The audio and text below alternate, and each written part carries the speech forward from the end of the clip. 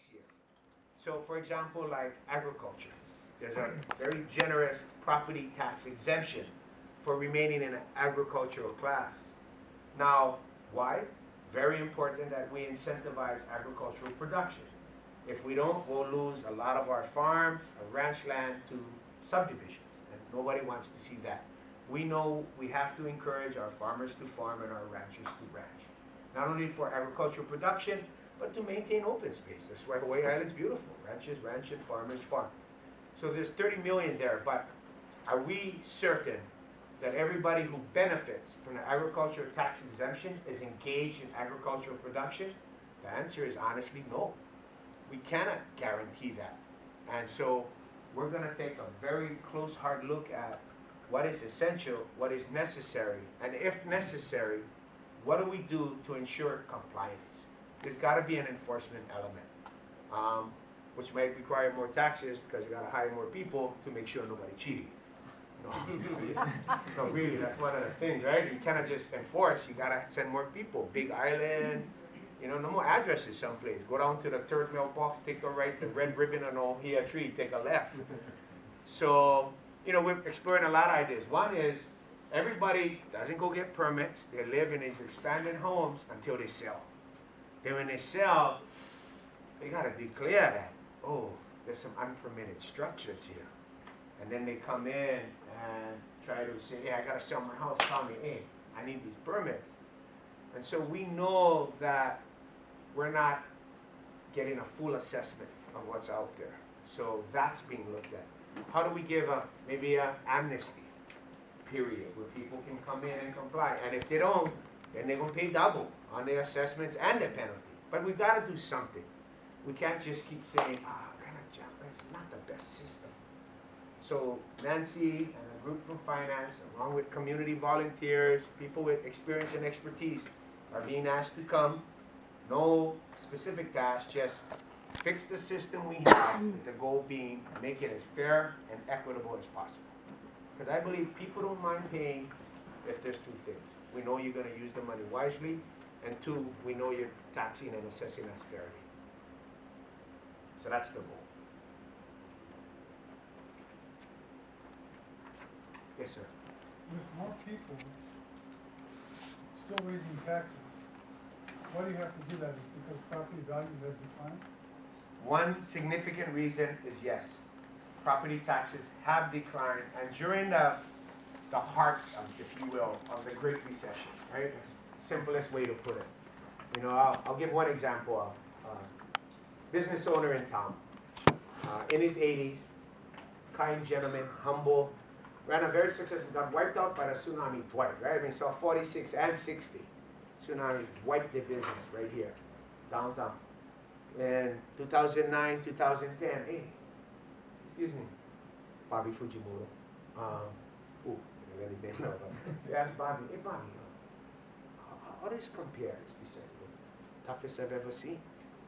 The guys like Richard Henderson, right? Guys who helped rebuild this community post-tsunami were just like, wow, this is amazing, this recession, right? It was so hard hit. The credit markets clamped up, the financial markets locked down, nobody was lending, nobody was spending, unemployment rose, property values declined. And, I see Maui and Oahu, I've got to ask our finance people, like, hey, how come other assessments of Maui, other places are moving? They said, well, you got to remember, Bill, a lot of your island is vacant land.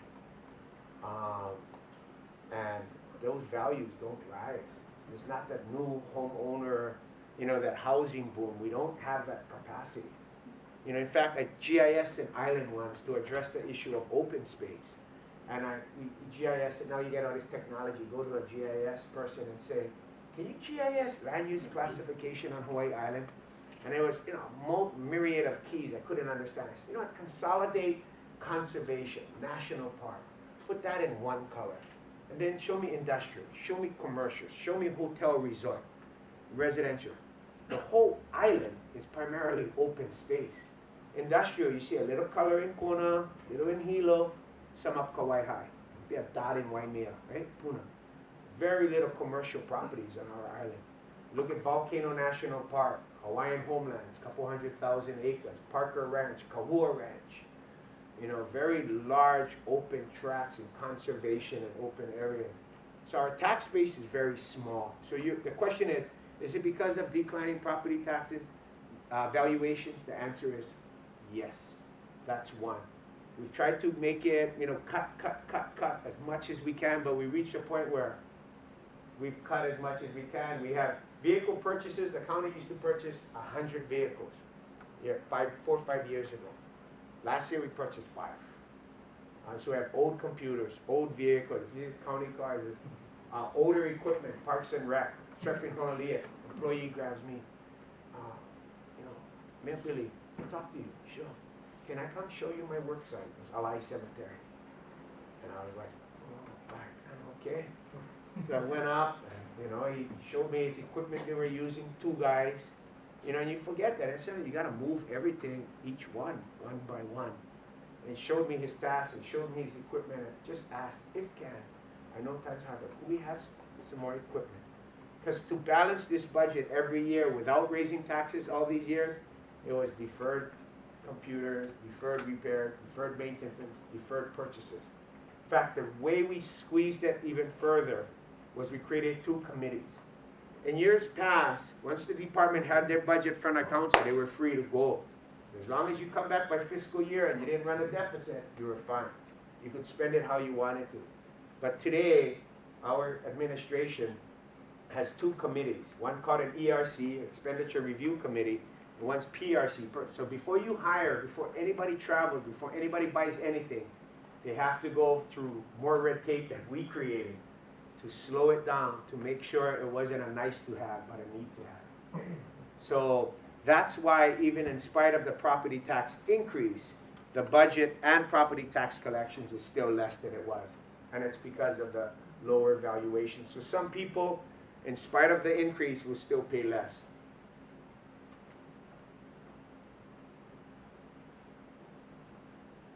No need to be on taxes or budget, can be on anything. Your department heads are here. And if anybody doesn't have their question answered, you guys are free to, you know, come talk to us at any time. Yes, sir. The landfill, Yes. is there any way to make some money there? And again, and for those of you, any challenges in the last few years, I take full responsibility of, you know, not doing a better job. And one is Department of Environmental Management. We have to more intelligently run that department as a business. You know, some people say, hey, all of government should run as a business. Cannot. Because we don't charge for the swimming pool. We don't charge for the gym. We don't charge for the park. Some people say, you know, no charge for the golf course at all. It should be free because we pay taxes our whole life. Some people. You know, other people say you should charge a fee. You know, I go to Olympic pools sometimes during lunch. It's beautiful. A lot of people use it. It's full. It's like this culture, right? Gyms, you go to gyms, it's full. People say should have a swimming pool. Other people say, wait, we pay our property taxes. That should come with our property taxes. You know, so we've tried to manage that. For our landfill, for example, there's 20 contracts in environmental management. You know, sewer fees haven't been raised. How long, Dora? 10 years. You know, if we show, you know, fuel tax, everybody, don't raise the fuel tax. You know, Oahu 16 cents, Kauai 13 cents, Maui 15 cents, and Kauai raising it 13 cents. Hawaii County 8.8 cents. So we've been very, use the word reticent, or hesitant to raise fees. So landfill, we had a proposal that we looked at about everybody just paying one flat fee for solid waste. Because our general fund provides about $9 million, I believe, thereabouts, to solid waste. But if everybody, because we know everybody generates solid waste, we should have a flat fee. You know, we don't want to charge at the dump and encourage roadside illegal dumping.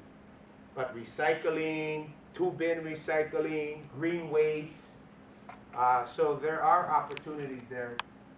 The goal, so there's really 3 things to do with solid waste, right? I should have done. It's either trucking to Pu'uanu'ulu, which is proven to be incredibly unpopular. But when you talk about truck Pu'uanu'ulu to Hilo, hey, now a bad idea. No, just kidding. Expand the Hilo landfill, or pursue waste reduction technology, i.e. waste to energy. I've got 43 months, thereabout. We have to address this. So we're gonna explore as intensively as possible waste to energy. It's no longer rubbish, ooh, rubbish, get it off my hands. It's now a commodity, it's a source of fuel. So how do we take that and, in the best interest of the taxpayers / ratepayers, convert that commodity to a source of energy to generate electricity? And that we hope to, Warren Lee, he said 30, 60 days, we should have this wrapped up. But we've got to make a decision. We're talking, we're having conversations where we're saying, hey, we cannot, just tell us we cannot. I don't want to be chasing around ideas. I don't have that time and luxury. It would have been nice if I did it sooner, but we did it. This is where we're at. So we have a window in time. It's either waste to energy to provide a myriad of benefits, or expansion of that landfill, which increase recycling and diversion. So the question, your simple question with my long answer is, can we generate more revenue with the landfill and solid waste? And the answer is yes. And we're looking very hard and very closely at that. You're welcome. Yes, ma'am. Who gets the excise tax, and then also on the gasoline tax, does that money go toward the roads? Correct. So, first of all, general excise tax, a state tax, 4%. Before I took office, we took office in 2008, the general excise tax, 0.5% was offered to each county for the purposes of transportation. All the counties turned it down except Oahu. And then 0.5% of the GET generates hundreds of millions for the rail project. We have gone back multiple times to say, about that 0.5 cent or 0.5% on a GE. Because, every community has traffic challenges. Every. People in Kona feel like only they have challenges. People in Puna will tell you another story. Those of us live Hilo, we feel traffic. Waimea will tell you traffic story. So every part of the island, growing population, limited infrastructure. Right? So how do we do that? So we tried to GE tax, completely state, only Oahu gets a 0.5 cent. We've tried for the 0.5 cent, the state said no, we might need it, because they were talking about raising the GET of their own. The second one is, of that 8.8 cents per gallon that the county has, goes for two purposes. It goes to highways and transit. I don't know that percent, like 5 cents, 3 cents, how does it work? Well, in general, we collected 8.8. The first 5.5 runs the highway, traffic, and transit. The other goes to the capital project fund for road. Oh, cool. You got that. Of the 8.5 cents, the first 5.5 goes to the highway fund, and that handles transit, highway fund, and traffic safety, marking, signage. And the rest of the money, that other 3 cents per gallon, goes to road repair, island-wide. So, and Warren has come up with an idea that, before they would just patch, right? You'd see guys go and put tar in a puka, and then you would come over and you hear, you would take that with you very soon thereafter. So Warren came to the conclusion, hey, instead of us patching patches, let's just do whole sections of roads. And it'll serve the community better, and it'll last longer. So that's what Public Works and Highways have been trying to do with the projects out in the road with the monies that we do have.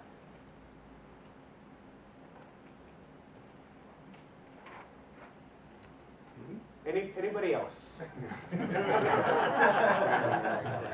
With the road money, do we do bonding for road construction and then use the 3% to pay the bond? No, that 3 cents pays repaving. Just operating money, Yeah, right? our bond money. Comes in one door, goes out the other. Yeah, yeah. So there's no capital bonding. No, we use the general fund to pay our debt service. But Bobby might have said. Some of the money goes for bridge repair, because we have a Yeah, lot that's of a whole old, different- it's not just Comes the on the highway road. fund. Yeah, We have a that's a lot whole of different- old, aging bridges And before we get sued, we gotta go retrofit them, so some of the money goes to that. You're getting And a lot of federal pressure on bridges. that's part of it, but can I say Oh, something? please, Bob, Okay. thank you. The, I keep waiting for somebody, I'm looking at my guys like, come on, somebody, save me. That's Bob. when the fuel tax got raised, the 3.3 or 3.5%, that was during the Carpenter administration. And the estimate back then, based on the miles of road that we had in the county, was the 3.5% would allow us to repave our roads once every 30 years. The reality is, I don't think you can do it once every 30 years because some roads have more wear and tear, some roads have more rainfall, so they rip up faster.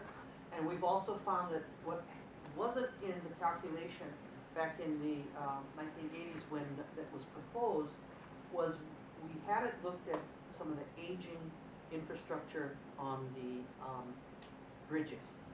And those are huge liability issues. Somebody goes and the bridge fails, we got a multi-million-dollar lawsuit. So that's become a priority, and bridges are expensive. So, Mayor's not proposing, I don't think the council's proposing, but I think at some point, given the fact that we charge less than any other county, but have more miles per capita, we're gonna have to visit that issue of whether the fuel tax has to be reassessed. You know, it's an unpopular thing, but the reality is, we've got 4,000 square miles. And the miles, the roads that we were talking about where Carpenter said once every 30 years, that wasn't counting the roads in Limbo. That wasn't counting the homestead roads, that wasn't counting the roads, the old plantation roads. That was just the roads that we had on our county inventory. And so that's another issue that is out there because those are government roads. The state says they're ours, we say we didn't accept them. But they're government roads and at some point, somebody has to address that those roads are falling apart. How much would a penny increase raise? Right there, Warren, we're ready for that. $1 million for 1 penny. Hey, look, Warren was ready at it, because we had gone there, one penny, 2 pennies. Because we said, what is acceptable? You know, what do we need? And then like, oh, is it even worth that million? All of a How sudden, much road do you get for $1 million? Good question. So I have a chart like that too, which shows that in 2008, price of asphalt per ton was about $90. Today, it's about $125 a ton, based on the price of the fuel oil that's used to make the asphalt. So, 2008, let's say we paved about a little over 20 miles. We struggled to get 15 miles as the price of the asphalt has increased. So definitely, sometime in the future, maybe 3 years from now, the fuel tax might be increased. Well, no, next week, next month. next month. But we're looking at that. The other thing too is that the mayor talked about the question of bonds. So let me explain about the resurfacing program. So let's say we collect $3.5 million based on the 2.8 cents of resurfacing. How is that split among the 9 districts? It's based on the amount of county roads that's in each district. So for example, Puna will get 30% of that. Hilo will get about 25%. Kau maybe 2%. So that's how the formula that the council has, we've used with the council previously. So what happens is that when you get, let's say, 500,000, so for Hilo, if you were to use that 500,000, you wouldn't be able to pave much road. So actually what the mayor has done, and he didn't say this, but I told him, look, we gotta go out and we gotta repave like Kilauea Avenue. This thing is falling apart. But I cannot use all the fuel tax money from South Hilo to just pave one road because there's a lot of roads in Hilo that need to be repaved, whether you're up in Waikeuka, Keaukaha, Wainaku, you name it. So he actually gave me some bond money, and that's how we're doing major road improvements like Kilauea. And with that type of money, we're going to also finish up the paving down to Wailua Bridge, and eventually, hopefully before the end of this calendar year, do the bad part of Kona, Hawaii. So it's a combination that he have also 122 bridges on this island, believe it or not. A lot of them are plantation bridges, and if they're over 20 feet long in length, they have to be reported to the federal highways every 2 years. That means we gotta inspect it every 2 years. And if you don't, we're in big trouble. So it's not only the bridge decking, but you gotta also look at the foundation. There's a lot of scarring. The water comes in under the foundation, so there's a lot of work to be done. So yeah, certainly we're waiting, but you know we're standing in line. You know, when the mayor thinks it's appropriate, we will do more. Warren, also, there's another way, and one is through the STIP program. For example, in Kona, Ka'iminani, it would take, same thing, poor condition, very dangerous road, troublesome to many residents. So for example, if it costs 10 million, but if Public Works got the road ready, got it on the STIP, what's called the State Transportation Improvement Plan, then that road or project becomes eligible for 80% federal funds, so it's an 80-20 match. So a road that is 10 million is being done in the county share of 2 million. And where does the bond money come from?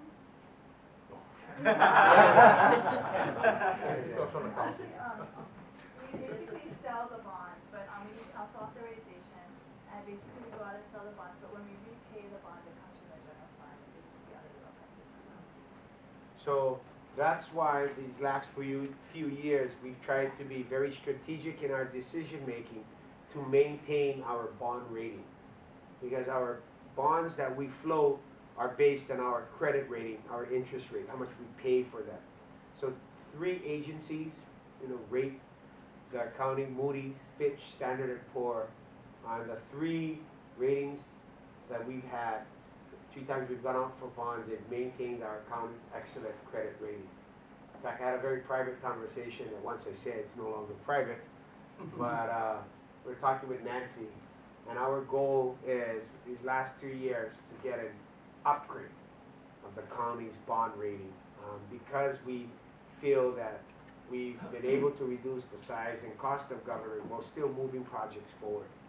While putting money aside in a budget stabilization fund, 4.2 million, having excess fund balance. It shows these agencies that our full faith and credit deserves an upgrade. So a lot of our projects we see, we try to invest in long-term projects that pay off over time, over these notes, 20, 30 years. We have different types of bond funding. But our debt service ratio, which is what we want to keep it under 15%, and we're now 11, 12. Oh, we're not under that. If we were to issue everything that's authorized, we'd be at the 11, 12, but we're at about 9. So we're at about 9, 10%. So we're in a very good place. What are you paying? What are we paying total? I know we got an increase of No. 3.5 million. What's our total? What's the percentage? It was under 3% the last time we went out. So what happens in bonds, and what we tried to do in these last 4 years, we put out over 200, I think we measured it, contracts went out over 200 million in projects. So there are multiple benefits. One is, because the industry was slow, the construction industry was slow, we got very good bids. So we were able to do projects at a much lower rate. And we were able to keep people working. So the county received the benefit in projects getting done island-wide. We put people back to work, and we got it at the best price we possibly could. So it all worked out. As we see the economy rebound and construction boom, we'll start to see that begin to change. So, Quick question. yes, ma'am. Go ahead, you go ahead. You sure? Can she go? I know You better let her go, she'll but slap you you're around walking when you get home. yeah. Yeah. In your presentation, you mentioned 200 fewer county workers. Yes. How many do you have? Kevin, how much total workers we have?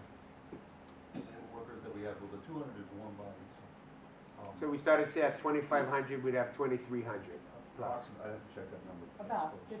is that what we are? But I told Kevin, sure, Kev, yeah, double check with finance and shop. For real, guarantee, The 200. yeah, there's 200 less warm bodies, right? She's asking how many total are there? Yeah, so I'm We don't know. gonna be around 2,500, might be 23, 27, might be Close but enough, from close enough. 25 to 23, thereabouts.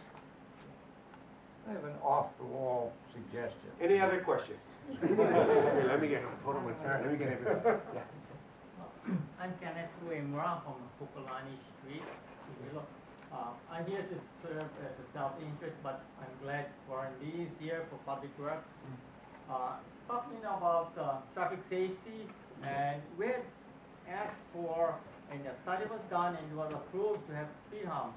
If most communities have speed humps, and where 2 years ago we did have the approval, and yet today we still don't have the speed hump. So if Warren Lee, maybe Public Works, you could look at, you know, what's the delaying. About 2 weeks ago, I spoke to one of your personnel, and they said that they're still trying to locate the speed humps at the residence. Or, Mr. Mayor, are you familiar? Oh, okay. Speed humps. Yeah, you know, we're talking about traffic safety. There's a new development, Paliloke, that's being opened, and still they're not completely open, so the traffic is not coming through, but we have residents that speed, and so we asked for speed hump, and so I'm wondering, you know, it's taking almost 2 years to get the hump. Well, since you stand up and ask this in a public forum, your speed hump gonna get done tomorrow. No word, hey, uncle. Tomorrow I'm gonna go, hey, how's Uncle's speed hump going? I'm gonna drive by up there. Somebody better be sweating over there. No, first of all, take full responsibility. If the study was done and the speed hump not complete, I know we're trying to get around to as many communities as we can, and as you said, a lot of communities, a lot of family, growing communities sometimes get different people, different values. You know, not everybody paying attention. And so the speed humps have become very popular, very important. I know our council people have come and asked. No excuse for the delay in your speed hump, but I can say, Mr. O'Hara, that we will, myself and Mr. Lee, will check with our department and see where you are, and we'll get back and talk to you. Karen Shar, could you get O'Hara's number? And we will call you tomorrow, Friday at the latest, to give you an update exactly when the speed hump will be started and when it will finish. Okay? I can just tell you right now, that thing must have jumped off the list. Sorry, one more. Yeah, no problem. Is all of our gasoline imported? Because I know our gasoline prices are approximately $1 higher than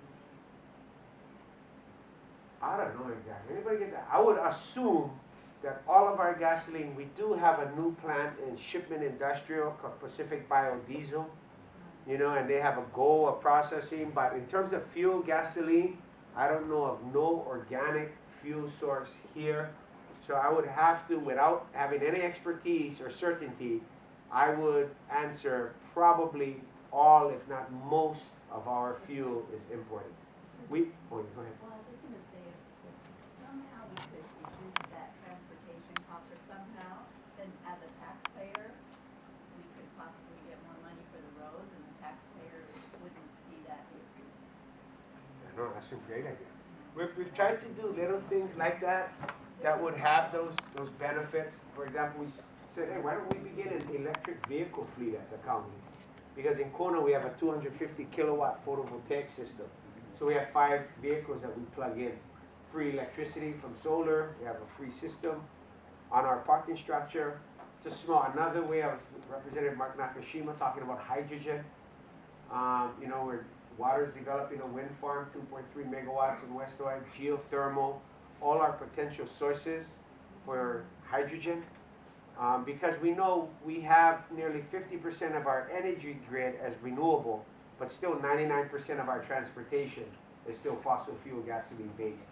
So we're exploring, trying to move along, more innovation around fuel, because otherwise we'll just continue to import our fossil fuel and gasoline. And I would just like to say, I think you guys have all done a fantastic job with this economy. You guys have really done an outstanding job. If anybody doesn't have any more group questions, we will all stay right here. All of us as department heads, from police to prosecutors, fire, and we'll be available for individual questions or concerns that any of you have. Unless anybody wants to answer or ask any group question. Yes, sir. Concrete versus asphalt? Oh, right there. That's your name. In fact, the first road we built, one of the largest projects on island was, I learned about concrete versus asphalt, and when we were talking about it, if some of you go to Costco, I'm gonna give you some, everybody go Costco. You know, I just learned this. I tried to say, hey, how come no more in Costco in Hilo? You know, East Hawaii, everybody tells me, hey, Costco, Costco. But 40% of the shoppers in a corner Costco is from East Hawaii. So they're saying it doesn't work economically to bring. But the highway there, Anakeaho Kaloli, is a $35 million American Recovery Reinvestment Act, ARA, the Economic Stimulus Project. Largest ARA project in the state of Hawaii. And so you go from Henry Street to Palani, Palani to Kealakehi, Kealakehi to Hinalani, concrete. I remember asking Warren, concrete? I don't know why, it just seemed like one driveway, not a highway. But when he talked about durability and cost, so Warren, could you talk about asphalt, concrete? So we have that one big road. Sure. We did on a case, what we did was a pavement study. And the pavement, a concrete pavement is different than a AC pavement, asphalt concrete. And it depends on the type of road. So you have arterial roads, which is heavily traveled by, you know, the containers and everything. And then you got, but on the other side of the spectrum, you got the local roads where maybe you only have full-size expeditions and tundras and all this type of thing, but you don't have the containers and the lowboys and everything going. So the pavement, when you look at the pavement design, and keeping this short, is that when we looked at it for Anakeaho Kaloli, is that it's 1 foot thick concrete over a 1 foot thick base cost. And when you look at the total life cycle cost based on the price of concrete and AC at that time, concrete came out much cheaper. So the question is, why don't we do more concrete roads? For resurfacing projects, you already have the road built on what they call 246, 2 inches or 4 inches of AC, 4 inches of base cost, and then 6 inches of subgrade. So if we were to redo, so this is where your question was going, redo the AC roads with concrete roads, we would have to take out the whole base course, plus the road would be closed for a longer time, the lane. So because of the 30-day requirement for the concrete to cure or to gain its design strength. So pretty hard to rehabilitate new existing roads with concrete, but ideal for new road construction. And especially if it's a heavy road like an arterial road or what we call a major collector. But with the price of AC at $125, $130 versus concrete, which is about the same price, cubic yard, it's just a matter of what can you do in the application. And with a new road where nobody's there, nobody's traveling, and yet ideal situation. So I'm not sure Thanks, if I Warren. answered He's your so question smart. totally, but I'll be available after. Somebody told me, I said one time, hey, when you mayor, what are you running? Oh, island, all these departments and the complexities, they just said, hey, Billy, simple, just hire people smarter than yourself and let them do the job. And that's turned out to work so far. But thanks, Warren. If not, I want to thank Council Chairman Jay Yoshimoto. I want to thank Councilman Zendo Kern. I want to thank all of you for taking time to come to this hearing. We'll be in KL Tuesday night, 5:30. Tell anybody who wants to come. If there's a community who wants to hear from us, why may I just say, hey, what about us? And we said, hey, we'll be right there. They gave us some dates. We'll go out. We want to make sure that we maintain, communication, that we listen, we share, and that hopefully the information we provide makes some sense and answers some questions that people have. So we'll stay here. You guys feel free to come up and talk to your county government, your administrators, your directors. Mahalo.